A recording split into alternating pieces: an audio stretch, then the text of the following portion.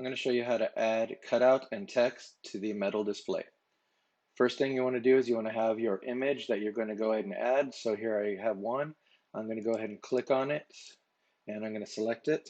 I'm going to use Command C or Control C to copy it. Then I'm going to move over to the metal display file.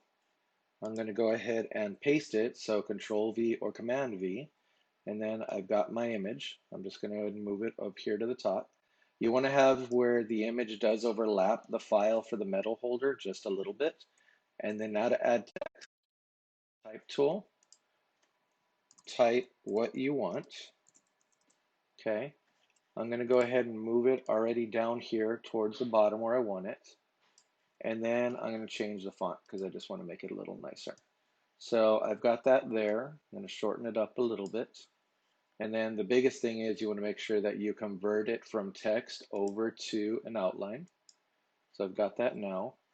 To center them, I'm going to group these two. So I'm going to go to Object, Group. Okay, now that they're grouped, I can make sure that it's centered within the file. Now I'm going to go ahead and highlight everything on the artboard, and then I'm going to use Pathfinder to add. That's it. You've just added a picture and a name to the display. Thank you.